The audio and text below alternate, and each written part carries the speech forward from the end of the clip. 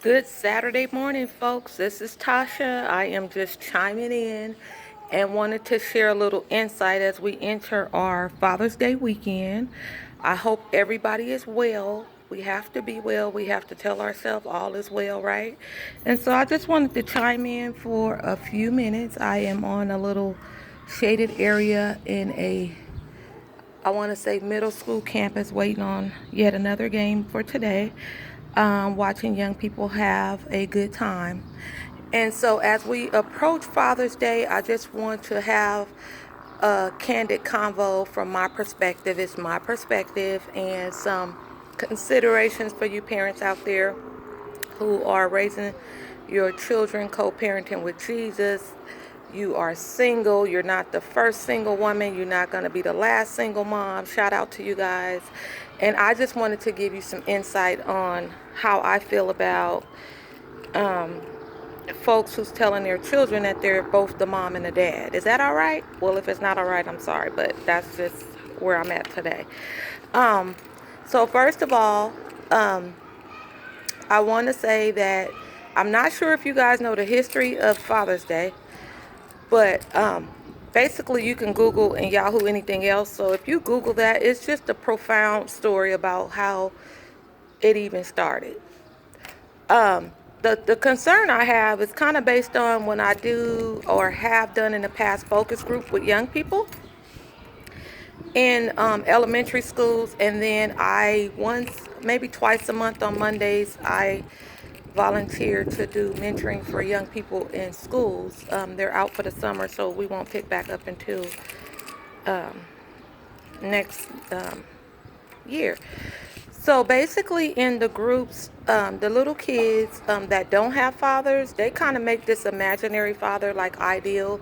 Some of them, if their father actually did one thing for them in their life, they hold on to that story because in their hearts, they're hoping that one day that he comes. I can relate to that because I can say that my father was married to the streets, if you will, for the first part of our life. And one of the powerful things that my mom did not do is assassinate or lynch him. Although he could have been much better and show up in a more responsible way, she didn't spend her time telling us how deficit driven he was and how broken he was and all that. That takes a lot of strength because that's true parenting. As parents, we don't need a title. Yes, we like to be appreciated. That's just the normal thing. But when it comes to feeling like you have to tell your kid that you are the mother or the father, I want you to consider that because one of the things is like part of you guys are really, really frustrated, which you should be, but at one point baby daddy looked good to you, smelled good to you, he was a bomb to you. So you got to understand that that father is still a part of your kid's life, whether on how not to be a father himself or how to be a father. So however that looks for you in terms of how he's showing up or not showing up, you have to realize that that child is still connected. He may never tell you openly based on the kids that I work with and from what I know. When you start putting it out there that their dad is like not crap, they're sorry, they're this, they're that, that's poison to the kid ear. So on the inside, if he kind of lightweight loving on his dad, he not gonna let you know that that's how he feel because he feel like he have to choose between mom and dad. On the other perspective is just think about if you have diarrhea of the mouth and you just pouring out all the brokenness of this man that you co-parented with or you exchange bodily fluids and have this wonderful kid with. What is that telling? Is it kind of like an oxymoron that you're saying that this man is just so horrible and he's so this and he's so that, but yet you're telling your kid that you're dad. And in essence, you're saying I am dad. So which dad are you? Are you the responsible dad, or are you the dad that you have described to this kid all this time? That's nothing. So just think about that. Another thing you want to think about is, like I said, with my father not being there, he was married to the streets. It turned out to be a blessing. So some of you guys are like stressing out and like really, really angry. Think about it. If that father is not what he needs to be spiritually or just responsibly, emotionally, and being a good example for your kid, especially for those who have sons, because they image of how they need to grow up as a man is primarily based on their dad for the boys, and most time for the girls is their mom, right? So if he is not where he needs to be, count it as a blessing that he is not a part of your son's life, because some of the things in a toxic way that he live and operate would have eventually rubbed off on your son because his father is unresolved in whatever regard. So you have to look at it like, maybe it's a good thing that this sorry, I hear that word a lot, so I'll just use that. This sorry man is not in my son's life to teach him sorry behavior, right? So it turned out to be a blessing that he's not there. So, for example, with my father, when he slowed down from the streets and came back to apologize, he was at a place of healing. He was like, I let you guys down. I left to the grocery store to get milk and didn't come back 15 years later. I mean, it's a true story. It's just, we can laugh about it now. This is my second Father's Day without my dad, and so I know his spirit is here with me. But just the power of forgiveness. I forgave him. I thank God that when he did come, he was more mature and settled down to what he was able to pour into me. I was able to learn and grow from it.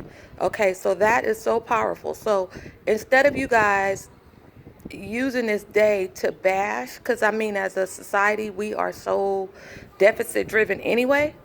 I was just thinking about like the whole thing with teen pregnancy, for example. People have kids when they're young. We're not judging that, right?